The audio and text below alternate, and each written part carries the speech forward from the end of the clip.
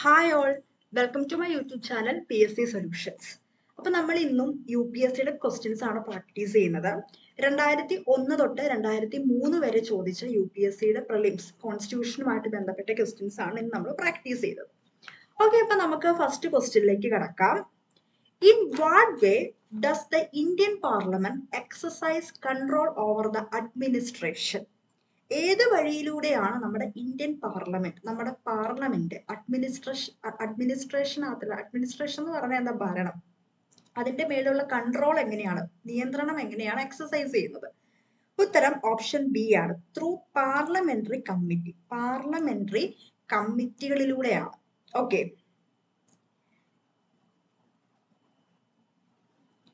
അടുത്ത question. Consider the following statements regarding the high courts in India. ഇന്ത്യയിലെ ഹൈക്കോർട്സുമായിട്ട് ബന്ധപ്പെട്ട സ്റ്റേറ്റ്മെന്റ്സിനകത്ത് ഏതാണ് കറക്റ്റ്? ഉത്തരം ഓപ്ഷൻ എ ആണ്, 1, 2 and 4. 1, 2 and 4. ഇത് 2001 ക്വസ്റ്റ്യൻ പേപ്പർ ആണ്. There are 18 high courts in the country. അന്നത്തെ ഇതനുസരിച്ച് 18 ഹൈക്കോർട്സ് ഉണ്ട്. രണ്ടാമത്തെ സ്റ്റേറ്റ്മെന്റ് ശരിയാണ്. 3 of them have jurisdiction over more than one state. അതിനകത്ത് 3 ഹൈക്കോർട്സ്, ടോട്ടൽ 18 ഹൈക്കോർട്സ് ഉള്ളതിനകത്ത് 3 ഹൈക്കോർട്സിന് ഒന്നിൽ കൂടുതൽ സ്റ്റേറ്റ്സിൽ ജൂറിസ്ഡിക്ഷൻ, അധികാര പരിധി ഉണ്ട്. പിന്നെ അടുത്തത് ഏതാണ്? Judges of the high court hold the office till the age of 62. നമുക്കറിയാം, ജഡ്ജസ്, ഹൈക്കോർട്ടിലെ ജഡ്ജസിന് 62 വയസ്സ് വരെ ഇരിക്കാനായിട്ട് സാധിക്കും. നമുക്കറിയാം, ഈ ഒറ്റ സ്റ്റേറ്റ്മെന്റിൽ നിന്ന് ചിലപ്പോൾ നമുക്ക് ആൻസറിലേക്ക് എത്താനായിട്ട് സാധിക്കും. No union territory has a high court of its own എന്ന് പറയാൻ സാധിക്കുമോ? ഒരു യൂണിയൻ ടെറിട്ടറിക്ക് പോലും അവർക്ക് ഹൈക്കോർട്ട് ഇല്ല. അത് തെറ്റാണ്, അത് റോങ് ആയിട്ടുള്ള സ്റ്റേറ്റ്മെന്റ് ആണ്. 3 അവിടെ റോങ് ആണ്, ബാക്കി എല്ലാ സ്റ്റേറ്റ്മെന്റ്സും അവിടെ തെറ്റാണ്. നമുക്ക് കറക്റ്റ് ഇപ്പോഴത്തെ സിറ്റുവേഷൻ നമുക്കൊന്ന് നോക്കാം. There are 25 high courts in India. അപ്പോൾ അത് 2001 അന്ന് 18 ആയിരുന്നു, ഇപ്പൊ നമുക്ക് 25 ഹൈക്കോർട്സ് ഉണ്ട്. These courts are the highest courts in their respective states and union territories. കണ്ടോ, യൂണിയൻ ടെറിട്ടറീസിലും ചില യൂണിയൻ ടെറിട്ടറീസിൽ ഹൈക്കോർട്സ് ഉണ്ട്. 3 high courts have jurisdiction over more than 1 state. അത് അന്നത്തെ പോലെ തന്നെ ഇപ്പോഴും വലിയ മാറ്റമൊന്നുമില്ല. 3 ഹൈക്കോർട്സിന് ഒന്നിൽ കൂടുതൽ സ്റ്റേറ്റുകളുടെ ജൂറിസ്ഡിക്ഷൻ, അധികാര പരിധി ഉണ്ട്. അതുപോലെ തന്നെ ഡൽഹി, ജമ്മു ആൻഡ് കാശ്മീർ, ലഡാക്ക്, ഇതൊക്കെ എന്താണ്? യൂണിയൻ ടെറിട്ടറീസ് ആണ്. അവർക്ക് അവരുടേതായ ഹൈക്കോർട്ട് ഉണ്ട്. The other 5 union territories falls under the jurisdiction of different high courts. അപ്പൊ ബാക്കി നമുക്കറിയാം, ടോട്ടൽ 8 യൂണിയൻ ടെറിട്ടറീസ് ഉള്ളതിനകത്ത് ഡൽഹി, ജമ്മു കാശ്മീർ, ലഡാക്ക്, അവർക്ക് അവരുടെ ഹൈക്കോർട്സ് ഉണ്ട്. ബാക്കി 5 വേറെ ഹൈക്കോർട്സിന്റെ ജൂറിസ്ഡിക്ഷൻ, അധികാര പരിധിയിലാണ് വരുന്നത്. ഇപ്പൊ എക്സാമ്പിൾ പറയുവാണെങ്കിൽ പഞ്ചാബ് ആൻഡ് ഹരിയാന, അത് ഏതിന്റെ ജൂറിസ്ഡിക്ഷൻ ആണ് വരുന്നത്? Punjab high court in Chandigarh. Assam, Nagaland, Manipur, Tripura, Meghalaya, Arunachal Pradesh, Mizoram have A common high court. ഇത് ഓർത്തിരിക്കുക, ഇത് PSC ചോദിച്ചൊരു ക്വസ്റ്റ്യൻ ആണ്. ഏതൊക്കെയാണ്? നമ്മുടെ 2021 എനിക്ക് തോന്നുന്നു ഡിഗ്രി പ്രിലിംസിന് ചോദിച്ചതാണ്. ഏതൊക്കെയാണ്? പേരുകൾ ഓർത്തിരിക്കുക. ആസാം, നാഗാലാൻഡ്, മണിപ്പൂര്, ത്രിപുര, മേഘാലയ, അരുണാചൽ പ്രദേശ്. ഏതൊക്കെയാണ്? ആൻഡ് മിസോറാം. ഇവർക്ക് എന്താണ് ഇവരുടെ പ്രത്യേകത? കോമൺ ഹൈക്കോർട്ടാണ്. ഏതൊക്കെയാണെന്ന് നോക്കിക്കേ. മണിപ്പൂർ, മിസോറാം. M വെച്ചുള്ള മണിപ്പൂരും മിസോറാമും പിന്നെ മേഘാലയയും. M വെച്ചുള്ള 3 വരുന്നുണ്ട്. ഏതൊക്കെയാണ്? മണിപ്പൂർ, മേഘാലയ, മിസോറാം. A വെച്ചുള്ള ആസാമും അരുണാചൽ പ്രദേശും. പിന്നെ നാഗാലാൻഡ്, ത്രിപുര. PSC ചോദിച്ചതാട്ടോ ഈ ക്വസ്റ്റ്യൻ, അത് ഓർത്തിരിക്കുക. പിന്നെ നമ്മുടെ ഇന്ത്യൻ ജുഡീഷ്യൽ സിസ്റ്റം എന്ന് പറയുമ്പോൾ എങ്ങനെയാണ്? The Indian constitution established A single integrated judicial system with 3 tyres. നമ്മുടെ എന്താണ്? ഇന്റഗ്രേറ്റഡ് ജുഡീഷ്യൽ സിസ്റ്റം ആണ് നമ്മുടെ. നമുക്ക് ഏറ്റവും ടോപ്പിൽ നമുക്ക് സുപ്രീം കോർട്ട് ഉണ്ട്, അതിന്റെ താഴെ ഹൈക്കോർട്സ് ഉണ്ട്, അതിന്റെ താഴെ നമുക്ക് സബോർഡിനേറ്റ് കോർട്സ് ഉണ്ട്. This system enforces both central and state laws across the country. എന്താണ്? സെൻട്രലും സ്റ്റേറ്റും 2 രീതിയിലുള്ള ലോസും അവർ ചെയ്യും. അപ്പൊ ഇത് ഓർത്തിരിക്കുക കേട്ടോ. ഇത് PSC ഓൾറെഡി ചോദിച്ചതാണ്. ഇപ്പൊ നിലവിൽ 25 ഹൈക്കോർട്സ് ആണ് നമ്മുടെ രാജ്യത്തുള്ളത്. കോമൺ ഹൈക്കോർട്ട് ആർക്കൊക്കെ ഉള്ളതെന്ന് ആലോചിച്ച് നോക്കിക്കേ. M വെച്ചുള്ള മണിപ്പൂര്, മേഘാലയ, മിസോറാം. A വെച്ചിട്ടുള്ള ആസാം, അരുണാചൽ പ്രദേശ്. പിന്നെ ആരൊക്കെയാണ്? ത്രിപുര, നാഗാലാൻഡ്. അതായത് 7 പേര്. അവർക്കൊരു കോമൺ ഹൈക്കോർട്ടാണ് ഉള്ളത്. ഓക്കെ, അപ്പൊ കൺഫ്യൂഷൻ. അത് സിക്കിം ഇതിനകത്ത് ഇല്ല കേട്ടോ, കൺഫ്യൂഷനായി പോകുന്നത്. സിക്കിം ഇതിനകത്ത് വരുന്നില്ല. ചിലപ്പോൾ സിക്കിമും ഓപ്ഷനിൽ ചേർത്ത് നമുക്ക് തരാം. സിക്കിം അതിനകത്ത് വരുന്നില്ല. അടുത്ത ക്വസ്റ്റ്യൻ കുറച്ച് അമെൻമെന്റ് ആക്ടുകളാണ്. കറക്റ്റ് ഓർഡർ എന്ന് പറയുന്നത് എ ആണ്. എ 1E ആണ്. 69th കോൺസ്റ്റിറ്റ്യൂഷണൽ അമെൻമെന്റ് ആക്ട് എയിലേക്ക് പോകും. Establishment of state level rent tribunals act 1991 ആണ്. അയ്യോ സോറി 1 ഇയിലേക്കാട്ടോ പോകുന്നത്, പറഞ്ഞു മാറിപ്പോയതാ. ഉത്തരം ഓപ്ഷൻ എ ആണ്. 1 ഇയിലേക്കാട്ടോ പോകുന്നത്. 1 ഇയിലേക്കാണ് പോകുന്നത്.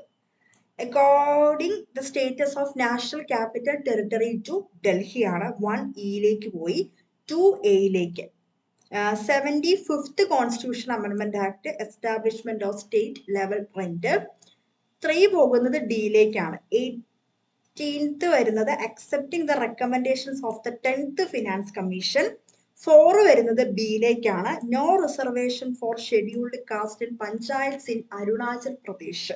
നമുക്കറിയാം UPSC ആണ്, അതുകൊണ്ട് കുറച്ച് ഡെപ്തിൽ അങ്ങ് ചോദിക്കാം. എന്നാലും ചുമ്മാ ഒന്ന് മനസ്സിൽ വെച്ചേക്കുക. 69th 75th 18th 83rd ഈ കോൺസ്റ്റിറ്റ്യൂഷൻ അമെൻമെന്റ്സ് എല്ലാം UPSC ഒരു കാലത്ത് ചോദിച്ചതാണ്. If a new state of the Indian Union is to be created, നമുക്കൊരു പുതിയ സ്റ്റേറ്റ് നമ്മുടെ യൂണിയനിലേക്ക് നമുക്ക് ഉണ്ടാക്കണം. Which one of the following schedules of the constitution must be amended? ഏത് കോൺസ്റ്റിറ്റ്യൂഷൻ ആണ് നമ്മൾ ഏത് ഷെഡ്യൂൾ ആണ് നമ്മുടെ കോൺസ്റ്റിറ്റ്യൂഷനകത്തുള്ള ഏത് ഷെഡ്യൂൾ ആണ് നമ്മൾ അമെൻഡ് ചെയ്തത്? നമുക്കറിയാം ഫസ്റ്റ് ഷെഡ്യൂൾ ആണ് നമ്മൾ അവിടെ അമെൻഡ് ചെയ്തത്. അമെൻഡ് ചെയ്യാന്ന് പറഞ്ഞാൽ ചേഞ്ചസ് വരുത്തുക, മാറ്റങ്ങൾ വരുത്തുക. നമുക്കറിയാം ഫസ്റ്റ് ഷെഡ്യൂളിന്റെ പ്രത്യേകത എന്താ? The first schedule of the Constitution of India list the names and boundaries of the country, states and union territories. നമ്മുടെ രാജ്യത്തുള്ള നമ്മുടെ സംസ്ഥാനങ്ങളുടെയും കേന്ദ്രഭരണ പ്രദേശങ്ങളുടെയും പേരുകളും അവരുടെ ബൗണ്ടറീസും അതിർത്തികളും. It also include the territorial limits of the country. അതെല്ലാം അതിനകത്ത് വരുന്നുണ്ട്. അപ്പോൾ ഒരു സംസ്ഥാനം, ഒരു പുതിയൊരു സംസ്ഥാനം നമ്മൾ ക്രിയേറ്റ് ചെയ്താൽ ഉറപ്പായിട്ട് അവിടെ അമെൻഡ് ചെയ്യണ്ടേ? അതിന്റെ പേരും അതിന്റെ ടെറിട്ടറീസും കറക്റ്റ് ആയിട്ട് ഷെഡ്യൂൾ 1 ചേർക്കണ്ടേ? അപ്പൊ ഫസ്റ്റ് ഷെഡ്യൂൾ ആണ് നമ്മൾ അവിടെ അമെൻഡ് ചെയ്യേണ്ടത്, ഓർത്തിരിക്കുക. അടുത്തത് അടുത്ത question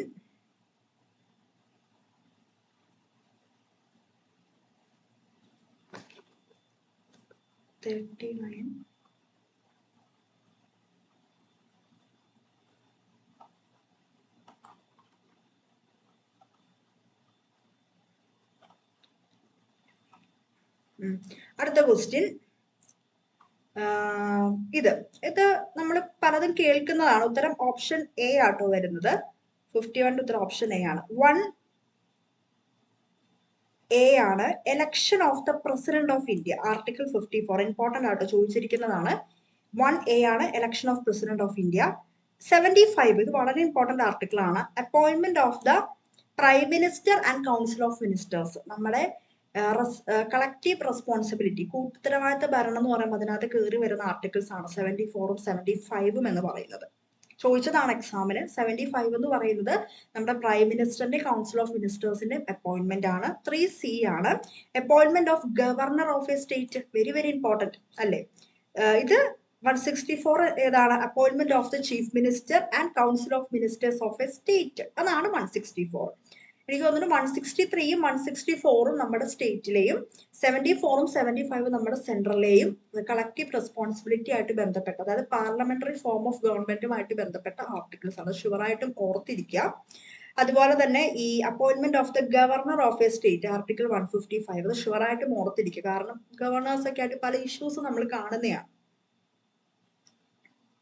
Which article of the constitution provides that it shall be the endeavor of every state to provide adequate facility for its instruction in the mother tongue at the primary stage of education? നമുക്കറിയാം നമ്മുടെ primary stage of education ഉറപ്പായിട്ട് നമ്മുടെ mother ടങ്ങിൽ തന്നെ കൊടുക്കണം. അത് ഏതിനകത്താണ് പറയുന്നത്? Article C ആട്ടോ, 350A. ഇതൊക്കെ നമ്മൾ നോട്ട് ചെയ്യുക. 350A ആണ്. The Supreme Court of India tenders advice to the President on a matter of law or fact. അതായത് എന്താണ്? സുപ്രീം കോർട്ട് ഓഫ് ഇന്ത്യ, നമ്മുടെ സുപ്രീം കോടതി എന്ത് പ്രസിഡന്റിന് എന്താണ് അഡ്വൈസ് കൊടുക്കുകയാണ് അല്ലെ? പല കാര്യങ്ങൾക്ക് അഡ്വൈസ് കൊടുക്കുന്ന നമുക്കറിയാം.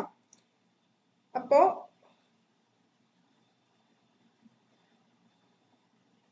the Supreme Court of India tenders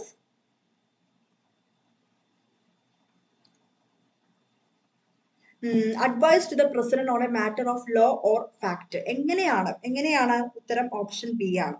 only if he seeks such advice. അദ്ദേഹം ചോദിക്കുകയാണെങ്കിൽ ഇന്ന മാറ്ററിൽ ഒരു അഡ്വൈസ്, ഒരു നിർദ്ദേശം തരണം എന്ന് ചോദിക്കുകയാണെങ്കിൽ മാത്രമാണ്. only if he seeks such advice. അല്ലാണ്ട് അവിടെ ഒരു കാര്യം വരുന്നില്ല.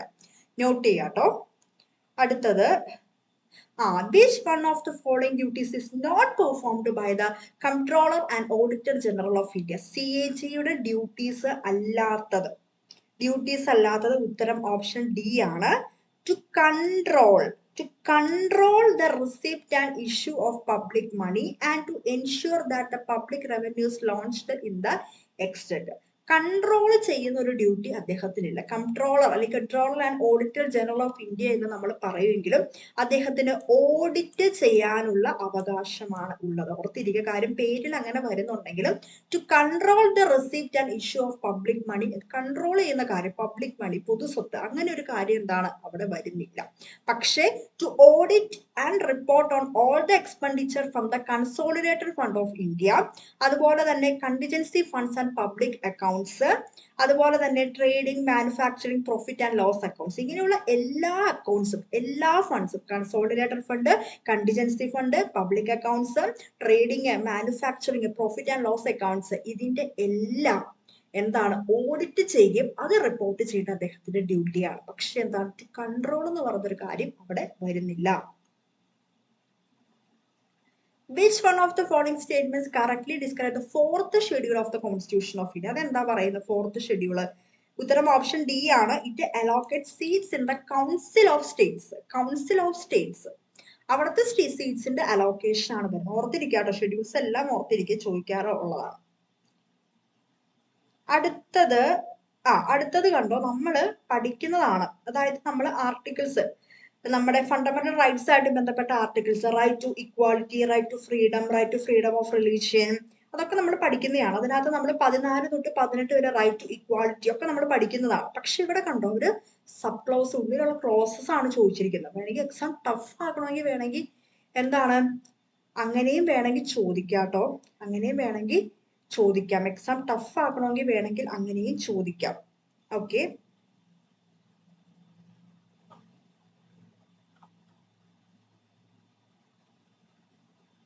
ഇതിന്റെ ആൻസർ ആയിട്ട് വരുന്നത് ഉത്തരം ഓപ്ഷൻ എ ആണ്. ഏതാണ് ഉത്തരം? ഓപ്ഷൻ എ ആണ് ഇതിന്റെ ആൻസർ ആയിട്ട് വരുന്നത്. ഉത്തരം ഓപ്ഷൻ എ ആണ്. നമുക്ക് നോക്കാം. A2 ആണ്. A2 article 16 close 2. No person can be discriminated against the matter of public appointment on the ground of race, religion or caste. നമുക്കറിയാം 16ാമത്തെ ആർട്ടിക്കിൾ എന്ന് പറയുന്നത് എന്താ? പബ്ലിക് അപ്പോയിന്റ്മെന്റുമായിട്ട് ബന്ധപ്പെട്ടതാണ്. അപ്പൊ ആ ഒരു വ്യക്തിയുടെ റേസിന്റെയോ റിലീജിയന്റെയോ കാസ്റ്റിന്റെ പേരിലും ഒരിക്കലും അദ്ദേഹത്തിന് പബ്ലിക് അപ്പോയിന്റ്മെന്റിന് വേണ്ടി ഒരു ഡിസ്ക്രിമിനേഷൻ അവിടെ പാടില്ല. നമുക്ക് കണക്ട് ചെയ്യാനായിട്ട് സാധിക്കും. കാരണം 16നകത്ത് എന്താണ് അപ്പോയിന്റ്മെന്റ് ഓഫ് എംപ്ലോയ്മെന്റിന്റെ കാര്യമാണ്, എംപ്ലോയ്മെന്റ് ഓപ്പർച്യൂണിറ്റീസിന്റെ കാര്യമാണ് അവിടെ വരുന്നത്. അടുത്തത് നോക്കിക്കേ, B4 ആണ്. ബി ഏതാണ്? 4 ആണ്. Article 29(2). No citizen shall be denied admission to any educational institution maintained by the state or receiving state aid on grounds of religion, race, caste, language or any of them. സ്റ്റേറ്റിന്റെ കീഴിലുള്ള, state maintain ചെയ്യുന്ന education institution ആണെങ്കിൽ ഒരു രീതിയിലുമില്ല discrimination, അതായത് അവിടെ ഒരു admission നിഷേധിക്കാനായിട്ട് സാധിക്കത്തില്ല. C3 ആണ്. ഓൾ മൈനോറിറ്റീസ്, നമുക്കറിയാം 30ാമത്തെ ആർട്ടിക്കിൾ മൈനോറിറ്റീസിന്റെ കാര്യമാണ്. All minorities based on religion or language shall have the fundamental right to establish and administer education institutions of their choice. മതപരമായിട്ടോ അല്ലെങ്കിൽ ലാംഗ്വേജ്, ഭാഷാപരമായിട്ടുള്ള എന്തിന്റെ ബേസിലുള്ള മൈനോറിറ്റീസ് ന്യൂനപക്ഷമാണെങ്കിലും അവരുടെ ഫണ്ടമെന്റൽ മൗലിക അവകാശമാണ് അവർക്ക് ഒരു എഡ്യൂക്കേഷൻ ഇൻസ്റ്റിറ്റ്യൂഷൻ എസ്റ്റാബ്ലിഷ് ചെയ്യാം എന്നുള്ളത്. പിന്നെ ലാസ്റ്റ് 31, നോ പേഴ്സൺ, നമുക്കറിയാം ഇത് ഏതാണ്? 31 നമുക്കറിയാം, റൈറ്റ് ടു പ്രോപ്പർട്ടി നമ്മൾ എലിമിനേറ്റ് ചെയ്ത് കളഞ്ഞതാണ് അല്ലെ, അത് ഫണ്ടമെന്റൽ റൈറ്റ് അല്ല. No person shall be deprived of his property save by the authority of lawyer. Okay, അപ്പൊ നമുക്ക് കണക്ട് ചെയ്ത ആൻസറിലേക്ക് എത്താനായിട്ട് സാധിക്കും. കുറച്ച് ഡെപ്ത് ചോദിച്ചൊരു ക്വസ്റ്റ്യൻ ആണ്, പഠിക്കുന്നതാണ് നമുക്ക് നല്ലത്. അടുത്ത ക്വസ്റ്റ്യൻ നോക്കിക്കേ. The salaries and allowance of the judges of the high courts are charged എങ്ങോട്ടാണ്? അതായത് ഹൈക്കോർട്ടിലെ ജഡ്ജസിന്റെ സാലറിയും അതുപോലെ തന്നെ എന്താണ് അലവൻസസുകൾ. ഉത്തരം ഏതാണ്? ഓപ്ഷൻ ബി ആണ്. Consolidated fund of the state ആണ്. സ്റ്റേറ്റിന്റെ കൺസോളിഡേറ്റഡ് ഫണ്ടിൽ നിന്നാണ് ചാർജ് ചെയ്യുന്നത്. ഹൈക്കോർട്ട് ആകുമ്പോൾ സ്റ്റേറ്റ്സിലേക്കല്ലേ പോവേണ്ട, അവരുടെ കണ്ടിജൻസി ഫണ്ട് അല്ല കേട്ടോ, കൺസോളിഡേറ്റഡ് ഫണ്ട്. തിരിഞ്ഞു പോകരുത്. The members of the Constituent Assembly which drafted the Constitution of India were, നമ്മൾ ഓൾറെഡി ഒരുപാട് ക്വസ്റ്റ്യൻ പേപ്പറിൽ കണ്ടതാണ്, elected by the legislative assemblies of various provinces. പ്രവിശ്യകളിൽ നിന്നുള്ള elected മെമ്പേഴ്സും പ്രിൻസ്ലി സ്റ്റേറ്റിൽ നിന്നുള്ള നോമിനേറ്റഡ് മെമ്പേഴ്സും ആയിരുന്നു. The purpose of the inclusion of directive principles of state policy in the Indian Constitution. എന്തിനു വേണ്ടിയാണ് directive principles of state policy, നിർദ്ദേശക തത്വങ്ങൾ, DPSP നമ്മുടെ കോൺസ്റ്റിറ്റ്യൂഷനകത്ത് include ചെയ്ത് എന്തിനാ? നമുക്കറിയാം, സോഷ്യൽ ആൻഡ് എക്കണോമിക് ഡെമോക്രസി, സാമൂഹ്യപരമായും സാമ്പത്തികപരമായിട്ടുള്ള തുല്യത, ഡെമോക്രസി, അത് കൈവരിക്കാൻ വേണ്ടിയാണ്. Which one of the following rights was described by Dr. B.R. Ambedkar as the heart and soul of the Constitution? കോൺസ്റ്റിറ്റ്യൂഷന്റെ ആത്മാവ് എന്നൊക്കെ പറഞ്ഞ ഏതാണ്? നമ്മൾ എപ്പോഴും പഠിക്കുന്നതാണ് അല്ലേ? ഉത്തരം ഓപ്ഷൻ ഡി ആണ്, റൈറ്റ് ടു കോൺസ്റ്റിറ്റ്യൂഷണൽ റെമഡീസ്. നമ്മുടെ PSC ഇപ്പോഴും ചോദിക്കുന്ന ഒരു ക്വസ്റ്റ്യൻ ആണ്. അടുത്ത ക്വസ്റ്റ്യൻ നോക്കിക്കേ. Consider the following statements with reference to India. ഇതിന്റെ ആൻസർ ആയിട്ട് വരുന്നത് 67ന്റെ ആൻസർ ആയിട്ട് വരുന്നത് ബി ആണ്. ബി 2ഉം 3ഉം ആണ് correct. The Chief Election Commissioner shall not be removed from his office except in like manner on and on grounds as a judge of the Supreme Court. അതും വരുന്നുണ്ട്. 2ഉം 3ഉം അല്ലേ? The Chief Election Commission entitled to the same salary as in provided to a judge of the Supreme Court. Supreme കോടതിയിലെ judge, അദ്ദേഹത്തിന്റെ same salary ആണ് വരുന്നത്. അതുപോലെ തന്നെ shall not be removed from his office except എപ്പോഴാണ്? in like manner and on like grounds as a judge of the Supreme Court. അപ്പോൾ 2ഉം 3ഉം ആണ് അവിടെ കറക്റ്റ് ആയിട്ട് വരുന്നത്. Which one of the following authorities recommends the principles governed in the grants in aid of the revenue to the states out of the consolidated fund of India? Grants in aid നമ്മൾ ഒരുപാട് കണ്ടതാണ്, finance commission, PSC already ചോദിച്ചതുമാണ്. With the reference to Indian polity, which one of the following statement is correct? ഉത്തരം option B ആണ്. President can make ordinance only when either of the two houses of the parliament is not in session. ഒന്ന് ഏതെങ്കിലും ഒരു house session അവരില്ലെങ്കിൽ parliament പ്രസിഡന്റിന് ordinance ഇറക്കാവുന്നത് ആണ്. The minimum age is prescribed for the appointment as a judge of the Supreme Court 40 years ആണ്. 40 അല്ലല്ലോ, 35 ആണെന്നാണ് എൻ്റെ ഒരു ഓർമ്മ. Planning commission is accountable to parliament എന്ന് പറയാൻ സാധിക്കും. പ്ലാനിംഗ് കമ്മീഷൻ എന്ന് പറയുന്നത് ഒരു ഭരണഘടനാ സ്ഥാപനം പോലുമല്ല അല്ലെ? It's not. അത് അക്കൗണ്ടബിൾ ആണോ? പാർലമെന്റിനോട് അവർ ആൻസറബിൾ ആണോ? അല്ല. In the Indian Constitution, the right to equality is granted by 5 articles. Simple question ആണല്ലേ? സി ആണ്. 14 തൊട്ട് 18 വരെ റൈറ്റ് ടു ഇക്വാലിറ്റി ആണ്. ഇതൊക്കെ കണ്ടോ, UPSC ഒരു കാലത്ത് ചോദിച്ച ക്വസ്റ്റ്യൻസ് ആണ്, PSC ഇപ്പോഴും ചോദിക്കുന്നുണ്ട്. The term of the Lok Sabha എന്താണ്? Can be extended by 1 year at a time during the proclamation of emergency. Emergency ആണെങ്കിൽ ഒരു വർഷം കൂടി അവിടെ എക്സ്റ്റെൻഡ് ചെയ്യാനായിട്ട് സാധിക്കും. ഉത്തരം ഓപ്ഷൻ സി ആണ്. ഇങ്ങനെയുള്ള ക്വസ്റ്റ്യൻസ് നോട്ട് ചെയ്യുക. The 93rd Constitutional Amendment Bill deals with ഏതാണ്? Free and compulsory education for all children between the age of 6 and 14. 6 and 14. 93rd Constitutional Amendment Bill. സൂക്ഷിക്കണം, ബില്ലാണ്. Bill. The 93rd Constitutional Amendment Bill എന്താണ്? Free and compulsory education. Free and compulsory education നമ്മൾ എപ്പോഴും പഠിക്കുന്നതാണത്. അതൊന്ന് note ചെയ്യാട്ടോ. Yes, the 93rd Constitutional Amendment Bill.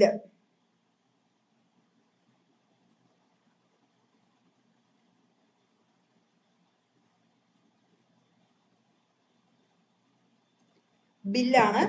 Between the age of 6 and 14 years. ഓർത്തിരിക്കുക. To the power to enlarge the jurisdiction of the Supreme Court of India with respect to any matter included in the union list of legislative powers rest with. ഏതാണ്? ഉത്തരം option C ആണ്, പാർലമെന്റിനാണ്. Power to enlarge the jurisdiction of the Supreme Court. Jurisdiction എന്ന് പറഞ്ഞാൽ അവരുടെ അധികാര പരിധി. with respect to any matter included in the union list of legislative powers. അത് ആരിലാണ് ആ ഒരു പവർ വരുന്നത്? അത് എൻലാർജ് ചെയ്യാനുള്ള പവർ ആരിലാണ് വരുന്നത്? പാർലമെന്റിലാണ്. Okay. Under which article of the Indian Constitution did the President makes a reference to the Supreme Court to seek the court's opinion on the constitutional validity of election commissioner's decision on defer the Gujarat Assembly election? അത് അന്നത്തെ ഒരു current affairs ആണ്. Article 143 ആട്ടോ വരുന്നത്. Which of the following high courts has the territorial jurisdiction of Andaman and Nicobar Islands? Important question ആണ്. കൽക്കട്ടയാണ്. Calcutta very very important. കൽക്കട്ടയാണ്. Andaman and Nicobar Islands.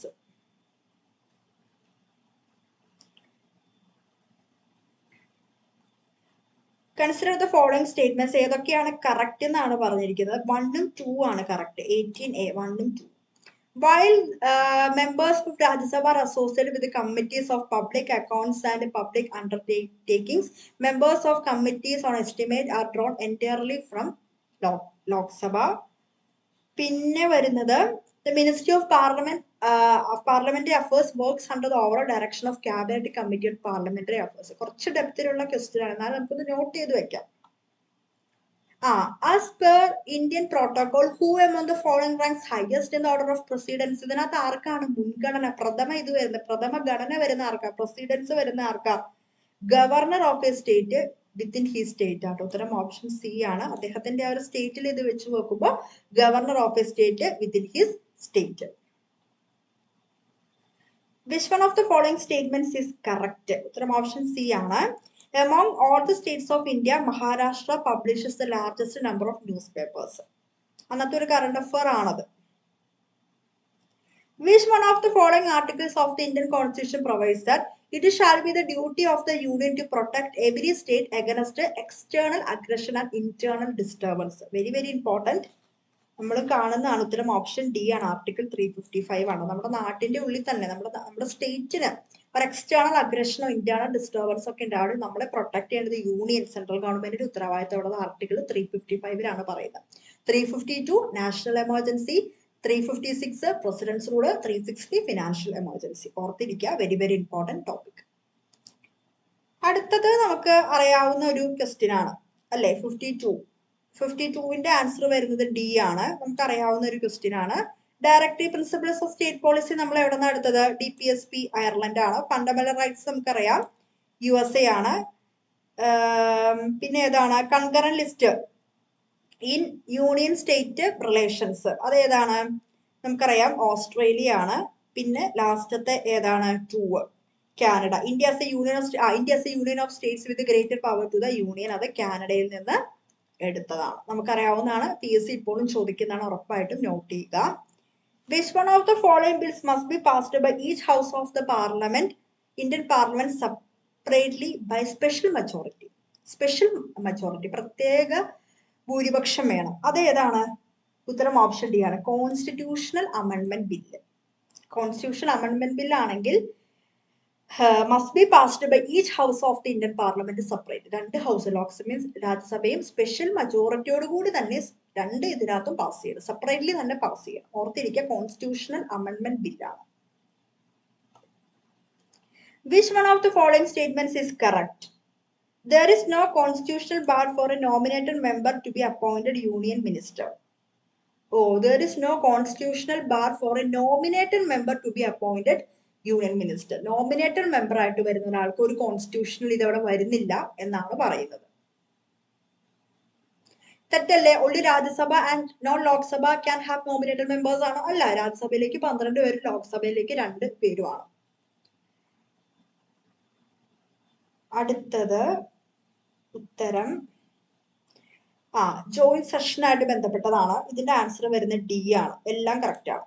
The joint sitting of the 2 houses of the Parliament India is sanctioned under the Article 108. നമ്മൾ വേറൊരു question പേപ്പറിനകത്ത് പറഞ്ഞതാണ്. 108 ആണ് joint session. The first joint session എന്നാ നടന്നത്? 1961 ആദ്യത്തെ ജോയിന്റ് സെഷൻ നടന്നത്. The second joint sitting of the 2 houses of Indian Parliament was held past the Banking Service Commission bill ആയിരുന്നു. ഇപ്പൊ ആദ്യത്തെ നമുക്കറിയാം, രണ്ടാമത്തെയും കൂടി ഒന്ന് ഓർത്തിരിക്കുക. ആദ്യമായിട്ട് 1961 പിന്നെ ബാങ്കിങ് സർവീസ് കമ്മീഷനുമായിട്ട് ബന്ധപ്പെട്ടായിരുന്നു സെക്കൻഡ് ജോയിനിങ് സിറ്റിംഗ് നടന്നത്. അതൊന്ന് ഓർത്തിരിക്കുക. Under which article of the Indian Constitution did the President give his assent to the ordinance on electoral reforms when it was sent back to him by the Union Cabinet without making any changes? അത് ഏത് ആർട്ടിക്കിളിനകത്താണ് പറയുന്നത്? Option സിക്കകത്താണ് പറയുന്നത്. Under which article of the Indian constitution, ഏത് ആർട്ടിക്കിളിനകത്താണ് പറയുന്നത് did the president gave his assent to the ordinance on electoral reforms? എങ്ങനെയുള്ള റിഫോംസ് ആണ്, എങ്ങനെയുള്ള പരിഷ്കാരങ്ങളാണ്? ഇലക്ടറൽ ആയിട്ട് വരുന്ന പരിഷ്കാരങ്ങൾ. when it was sent back to him by the union cabinet without making any changes. അതായത് യൂണിയൻ ക്യാബിനറ്റ് ഒരു ചേഞ്ചസും ഇല്ലാതെ പിന്നെ ഇതാക്കി. ഏതാണ്? ആർട്ടിക്കിൾ 120. ഇതൊക്കെ കുറച്ച് ഡെപ്തിലുള്ള കാര്യങ്ങളാണ് അല്ലെ, നമുക്ക് എന്നാലും നോക്കി പോകാം. 94C. Consider the following statements in the electoral college for presidential election in India. ഏതാണ് കറക്റ്റ് എന്നാണ് ചോദിച്ചിരിക്കുന്നത്. ഉത്തരം ഓപ്ഷൻ ബി ആണ്. only 2 ആണ് കറക്റ്റ്.